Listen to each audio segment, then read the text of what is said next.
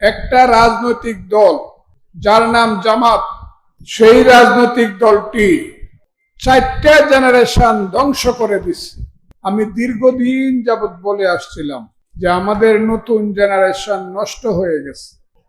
বিশেষ করে এই দেশে অনেক চক্রান্ত করে, গুপ্ত সংগঠন সৃষ্টি করে একটা রাজনৈতিক দল যার নাম জামাত, সেই রাজনৈতিক দলটি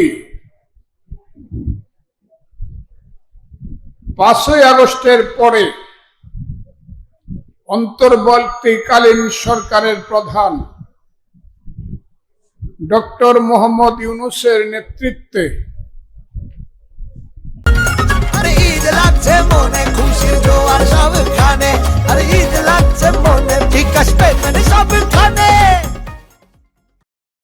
চারটা জেনারেশন ধ্বংস করে দিচ্ছে। এখন লেখাপড়া নাই,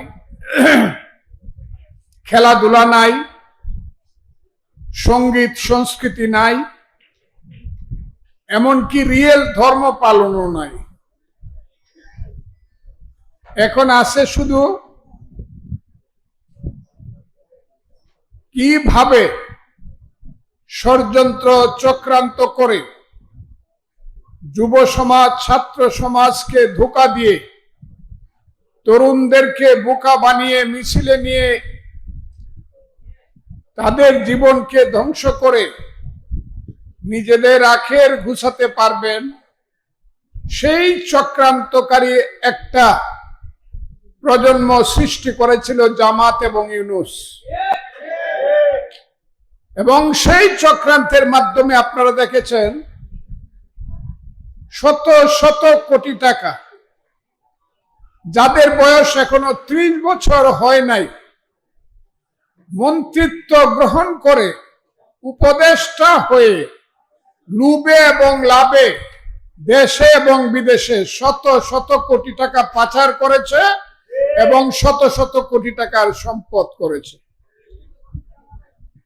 5ই আগস্টের পরে 2 জন লোক আজকে দেখলাম, একজন মন্ত্রী ছিল, গিয়ে ডিসি কে বলছে কুমিল্লার 15 কোটি টাকা আমাকে দাও রাজস্ব ভান্ডারে, না দিয়া উপায় নাই, 15 কোটি টাকা দিয়ে দিয়েছে। আরেকজন, তার নাম হাসনাত আব্দুল্লাহ, উনি এখন এমপি, উনি গিয়ে ডিসি সাহেবকে বলছে আমারে 10 কোটি টাকা দিয়ে দাও। তারা এখন অনেক কথা বলবে। এদের মতো অমানুষ, চিটার, বাটপার, এদের মতো মানুষ ধ্বংস করার কোন মেশিন এখন পর্যন্ত বাংলাদেশে আবিষ্কার হয় নাই।